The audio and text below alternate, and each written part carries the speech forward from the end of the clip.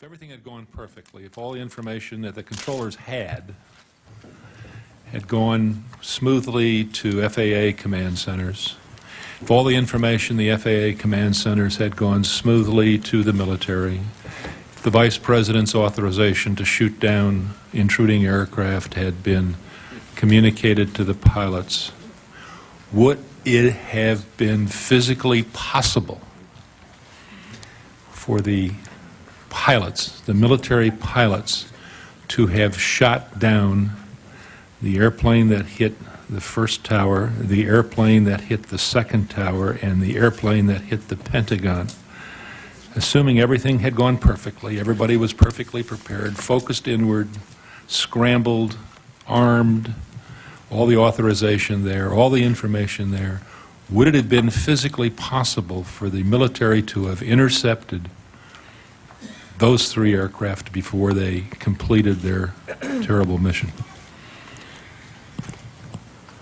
Sir, our modeling, which we've shared with the staff, reflects that giving the situation that you've outlined, which we think is a situation that exists today because of the fixes, the remedies put in place, we would be able to shoot down all three aircraft, all four aircraft.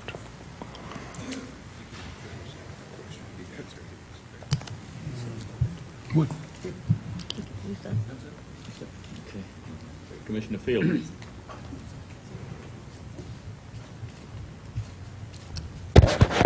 Thank you, Mr. Chairman. Gentlemen, in preparation for this hearing, I went back and I read the staff interviews, in particular General Eberhart and General Arnold's interviews with our staff, and we thank you all for cooperating with our staff as you have. But the question I have is that I was disturbed when I read them at things you said about the state of readiness of NORAD on November 11th. And I would hope that you would share those with us again today, and let's discuss what steps were taken, how can we help, and what recommendations would you have. I was particularly, General Arnold, concerned about your statements about that really we only had token air sovereignty. And so I would appreciate your comments, please. Sir, General Myers referenced an ongoing debate after the implosion of the Soviet Union and the fall of the wall. And that centered on, was NORAD a Cold War relic? A Cold War relic that we did not need because the Soviet Union was no longer our enemy, and a much different Russia than the Soviet Union we faced for decades. And so again, there was great debate during the 90s, and we came very close to having 0 airplanes on alert during this debate, and that was one of the options, and one of the options that many times was an option that almost went to the end game. So thank goodness cooler heads prevailed, and in many cases this came from our National Guard, our Air National Guard, and we did have some aircraft on alert that day. And the ability then, as General Myers said, based on actionable intelligence, based on a change in the threat, to then increase the number of airplanes on alert, increase the number of alert sites across North America, from Alaska through Canada to the continental United States. And it was, again, a question of dollars. How much was it going to cost, even though the airplanes were already there, to have them on alert, have them armed, have them not available to go to fight Iraq in the first war, not have them available in Bosnia, Kosovo, etc. There was this debate because there was an attendant cost. The good news is that we had the airplanes on alert that day, and we were able to be flexible and put more aircraft on alert. The bad news is that we only had 14 airplanes on alert, 7 alert sites. But I must caution you, Commissioner, that even if I look at the height of the Cold War, and I looked at our posture in the height of the Cold War, and where we had airplanes on alert, given the notification we had that day, we still had a time distance problem where we would not have been able to respond to these threats. Atlantic City is the only alert site that we had in the vicinity of the threats during the height of the Cold War that we did not have that day. And Atlantic City, given the timelines we had, would not have been able to get there on time. General?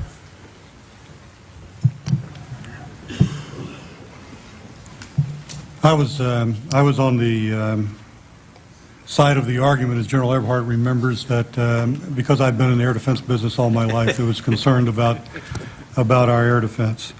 But when you're making priorities, you have to decide where you're going to spend your money. I think the Hart-Rudman study had indicated that the biggest threat to the United States in the aftermath of the demise of the Soviet Union was from rogues, rogue nation, or terrorists. Our focus then was, what can we do to thwart a terrorist attack from outside the borders? Again, this focus that we had before. And we were involved in that. We were working with NORAD. We were working with General Myers, later with General Eberhart, and trying to be able to bring in radars that we didn't have available to us at all times, be able to bring them into the system. And it was an ACTD, Advanced Concept Technology demonstration that we had, and it was ongoing and funded. So we were focused on the terrorist threat, but we certainly weren't focused on the terrorist threat in the way that it came down on 9/11. But is the situation better today, or is it worse, or is it the same? Or? Sir, the situation is much better. Obviously, you don't have anyone questioning whether or not we should have aircraft on alert. You don't have anyone questioning whether or not we should have an integrated air defense system here in the nation's capital and other places like the G8. There's no question in terms of priorities, and then obviously we have the material and the procedural solutions and changes that we've outlined that are in our statement. And if we have a concern, it's the concern that the chairman outlined briefly, and that is the future of these FAA radars. We've netted those all together now, added almost 100 radars so that we have that visibility in our command centers and NORAD. We can't let that atrophy.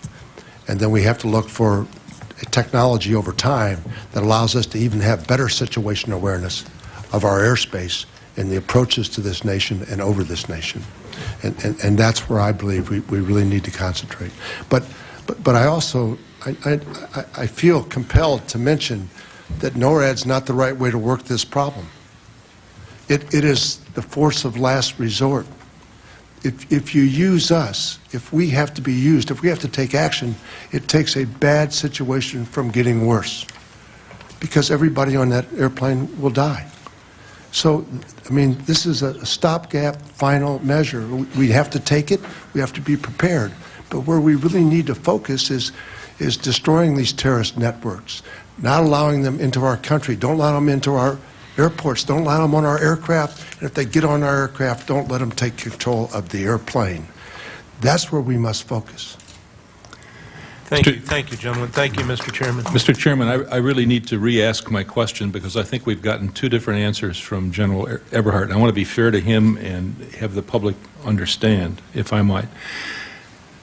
General, I think you may have misunderstood my question because you prefaced your answer with, if we were postured then as we're postured now. And then in response to another question, you said we could, the timeline, given the time and distance, you could not have shot down the plane. So let me re-ask it to give you a fair chance. Assuming we were postured as we were then, forget now, and assuming that the timelines in the staff statement number 17 are correct, as I think we all now concede they are, would it have been physically possible, if everything had gone right in terms of communication and of information and communication of orders, would it still physically have been possible for the military pilots to have shot down either the plane that hit the first World Trade Tower, the plane that hit the second World Trade Tower, or the plane that hit the Pentagon? Sir, I'm sorry if I misunderstood your question. I assumed in the preface to your question, you assumed that FAA told us as soon as they knew. Right?